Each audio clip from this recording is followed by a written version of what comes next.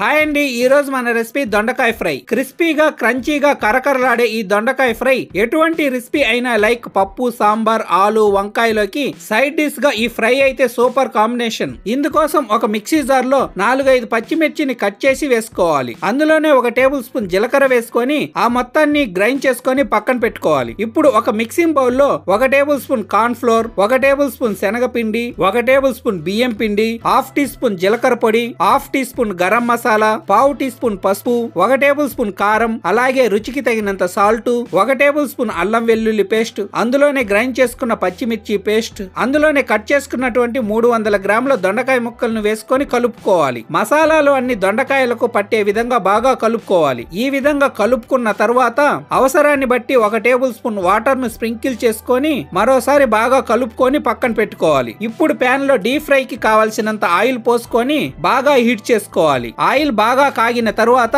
ఆ ఆయిల్ లో దొండకాయ ముక్కల్ని నెమ్మదిగా వేసుకోవాలి. ఒక వాయికి సరిపడు దొండకాయ ముక్కల్ని వేసుకొని కలుపుకుంటూ ఫ్రై చేసుకోవాలి. క్రిస్పీగా కలర్ చేంజ్ అయ్యేంత వరకు కలుపుకుంటూ ఫ్రై చేసుకోవాలి. ఫ్రై అయినటువంటి ఆ దొండకాయ ముక్కలు కాస్త గోల్డెన్ షేడ్ లోకి రాగానే తీసి నెమ్మదిగా ఒక మిక్సింగ్ బౌల్ లో వేసుకోవాలి. ఇదే విధంగా అన్ని దొండకాయ ముక్కల్ని డీప్ ఫ్రై చేసుకున్న తరువాత అదే ఆయిల్ లో 2 టేబుల్ స్పూన్ల పల్లీలు వేసుకొని ఫ్రై చేసుకోవాలి. అలాగే 7-8 వెల్లుల్లి రెమ్మలు కూడా వేసుకొని ఫ్రై చేసుకోవాలి. అందులోనే గుప్పెడు కరివేపాకు రెమ్మలు కూడా ఫ్రై చేసుకొని పక్కన పెట్టుకోవాలి. ఇప్పుడు ఒక టిష్యూ పేపర్ ఉన్న ప్లేట్ లోకి ఫ్రై చేసుకున్న దొండకాయ ముక్కలను వేసుకొని అందులోనే ఫ్రై చేసుకున్న పల్లీలు, ఫ్రై చేసుకున్నటువంటి వెల్లుల్లి రెమ్మలు, కరివేపాకు రెమ్మలు కూడా వేసుకొని అంతా ఒకసారి బాగా కలుపుకోవాలి. అంతేనండి, వేడి వేడి దొండకాయ ఫ్రై రెడీ. రెస్టారెంట్స్ లోను, ఫంక్షన్స్ లోను ఈ టైప్ ఆఫ్ రెసిపీస్ ని తరచుగా చూస్తూ ఉంటాం. ఇలా చాలా సింపుల్ గా, క్విక్ గా ఇంట్లోనే ఈజీగా ప్రిపేర్ చేసుకోవచ్చు. సో ఈ వీడియో నచ్చినట్లయితే లైక్ చేసి, షేర్ చేసి, సబ్స్క్రైబ్ చేసుకోండి. Thank you.